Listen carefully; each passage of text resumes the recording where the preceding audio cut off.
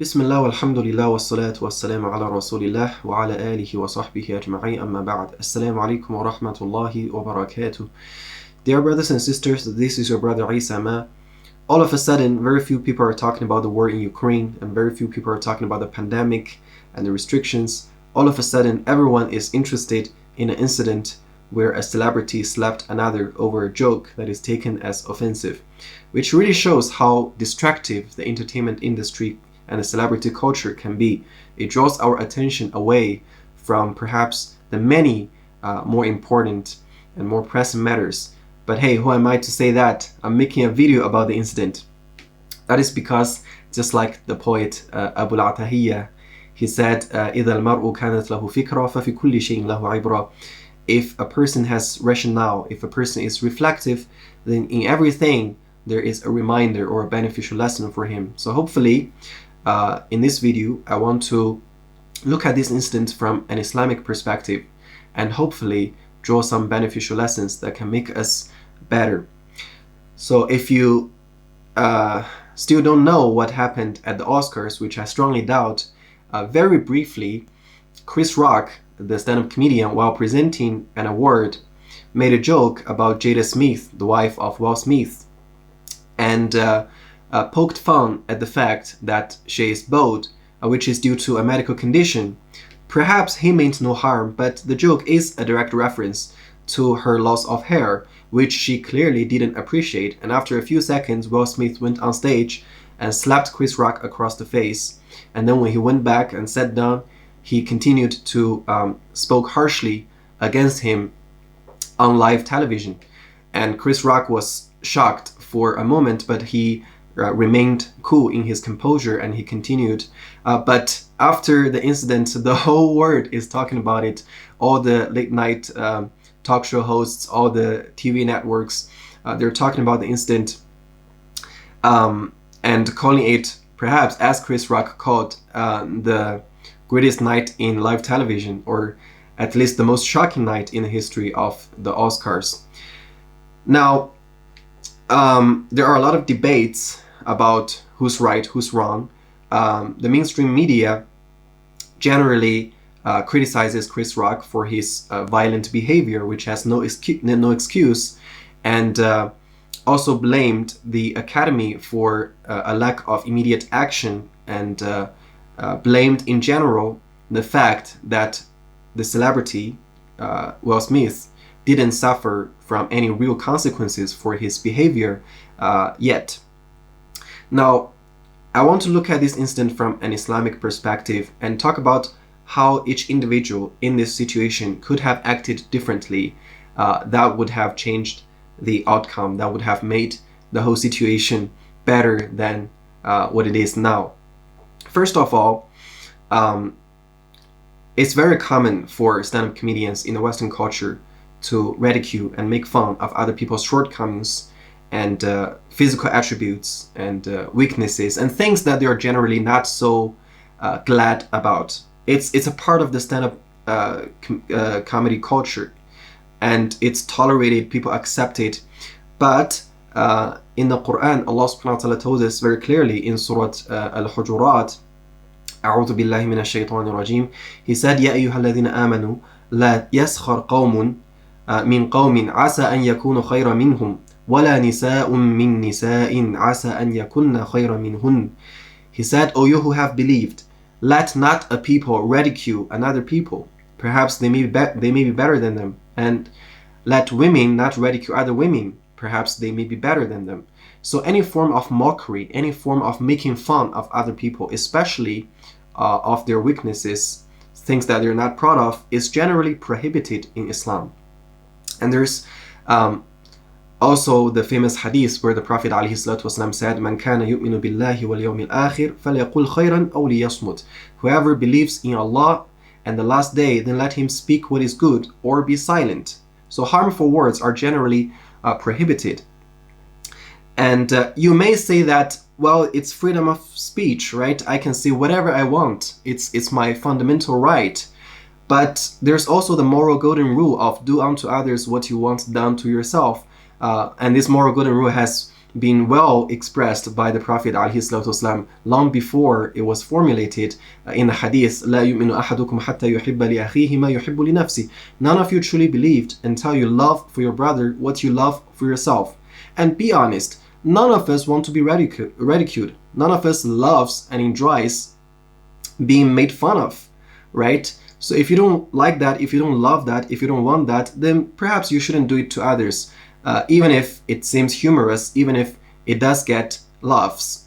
So had Chris Rock known that, had all the stand-up comedians who regularly make fun of other people, roast other people, known that, known this concept, known this prohibition of mockery in Islam, and if they had taken it seriously, if they really appreciated the value and the wisdom in it, they would have changed their form of comedy. They would have changed the way they talk about other people. They would have avoided hurting other people's feelings and be more considerate. And if they had done that, then incidents such like this one probably would have been avoided, right? It wouldn't have happened in the first place. On the other hand, how should Will Smith have acted in such a scenario from an Islamic perspective? So in the Quran, in Surah Al-Furqan, Allah Azza wa Jal describes the believers as وَإِذَا مَرُّوا بِاللَّغْوِ مَرُّوا كِرَامًا. When they walk by al-lagw, unnecessary speech, idle speech, some kind of harmful, right, unmeaningful words, they pass by with dignity. مَرُّوا كِرَامًا. They walk by in a dignified way. In another ayah, Allah Azza wa Jal described the servants of the Most Merciful, وَعِبَادُ الرَّحْمَنِ الَّذِينَ يَمْشُونَ عَلَى الْأَرْضِ هَوْنًا وَإِذَا خَاطَبَهُمُ الْجَاهِلُونَ قَالُوا السَّلَامَ. The servants of the Most Merciful are those who walk upon the earth humbly, and when the ignorant people address them, they respond peace, or they respond peacefully.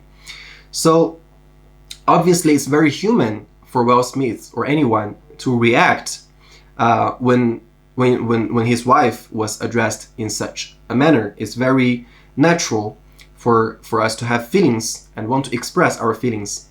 But it's about the way you respond, right? Violently going on stage, on live television, and attacking another human being physically is obviously not the most dignified and not the most peaceful way to express your disapproval. And he does have many other channels of expressing his feelings. He could have addressed it in his victory speech. He could have used his social media platforms, which have hundreds of millions of followers. He could have, after the show, dragged Chris Rock aside and said, "Look, brother, I don't appreciate the joke you made earlier, and I hope you don't make that kind of joke anymore," which would be a very dignified way of addressing this problem. But instead, he reacted in the you can say in a very violent, in a very physical, in a very reactionary manner. He went on stage and just physically, violently attacked Chris Rock, which really ruined the night for him and for other people as well, and ruined this historic moment for his career. And he could have walked away as the victor, as the winner in this situation. But because of the way he reacted, he now has become generally in mainstream media a loser and the criticized one. So had he known that the best way to react is dignified, is in a dignified way and in a peaceful way, he could have avoided the backlashes as well.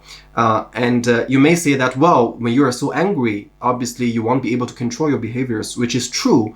And that can be solved by another piece of prophetic advice, which is لا تغضب. Don't be angry. Don't be angry. In one narration, he said it 3 times. Don't be angry, don't be angry, don't be angry. Because when do people ever do the right things in the right ways? When they're enraged, right? So when you're feeling super angry, the only thing that you should focus on doing is to get rid of that anger, that irrationality at the moment. And when you cool down, when you recollect your intellect, when you recollect your rationale, you will be able to respond in the best way, and you would have solved the problem in the best way. So for Will Smith, had he known these teachings, that they should walk by idle speech with dignity, that they should walk upon the earth humbly and respond to ignorant speech with peaceful responses, then again this problem would have been avoided. Now you will say, wow, that's very ideal, if you're a non-Muslim, you could say that's very ideal. Yeah, that sounds good and all, but who can really do that, right? And I would agree with you to some extent, right? I'm not saying that a Muslim would have responded perfectly in this situation, because we're all very human, which is why I really liked the apology drafted by Will Smith later on that he posted on Instagram. Obviously, he has a PR team, and it's a well-crafted message. It's very carefully polished, paragraph, but it's still a very good message. It's a good expression. It's worth reading and worth learning from. In the end, he said, "I'm a work in progress," which is very true. We are all works in progress. We have our ideals and we have our realities. We try to be better. We try to progress towards who we want to be and what we want to be. But we're all works in progress. The problem is, though, the thing is, if you don't really have a clear objective, if you don't really have a very strong objective standard, then you may be making progress, then you may be in progress all the time, but not really making progress, right? If you don't know where you're heading towards, you may be walking all the time, but you're not getting closer to the destination. So as a Muslim, alhamdulillah, all praise be to Allah, we do have a very strong, clear-cut, objective standard, which is set by the creator of the universe. We do know how to respond in the best way. We do know the best solutions to different scenarios and problems provided to us by our creator in this revelation. So for us, we are also works in progress, but we can gauge our progress. When we make mistakes, we know how to mend our mistakes. When we acted wrong, we know how to act right next time. We have, a direction to strive towards. And that makes Muslims lucky in a way, right? That we do make mistakes also, yes, and we are human. But we have, this incredible toolkit to help us keep improving ourselves and make progress, not only in progress. So those are some of the reflections I have about this incident from an Islamic perspective. Obviously, it's a very unfortunate event that happened, and obviously it's already drawn too much attention, as far as I'm concerned, much more than it deserves. But at least let this attention be beneficial to you in a way. Let it be a reminder to you. Let it make you reflect on your own behavior and try to behave better the next time. And I genuinely hope and unapologetically hope that people can know these teachings from Islam, and people can appreciate the wisdom and the beauty of these teachings in Islam. And if people really do that, the world will be a better place. I feel no shame in saying that. If people actually acted according to Islam, the world would be a better place. Such problems will be less. Goodness and kindness and peace will be more in the world. So hopefully you benefited from this video. Jazakumullahu khairan. And in the end, I pray that Allah subhanahu wa ta'ala assist us in our self-rectification. May He guide us and help us improve our character and progress towards the best manifestation of human behavior and human conduct. And may He protect us from anger, protect us from devilish, reactionary behavior and violent behaviors. May He protect us from being humiliated and humiliating others. May He give us success in this world and in the next. Allahumma ameen. Jazakumullahu khairan. Assalamu alaikum wa rahmatullahi wa barakatuh.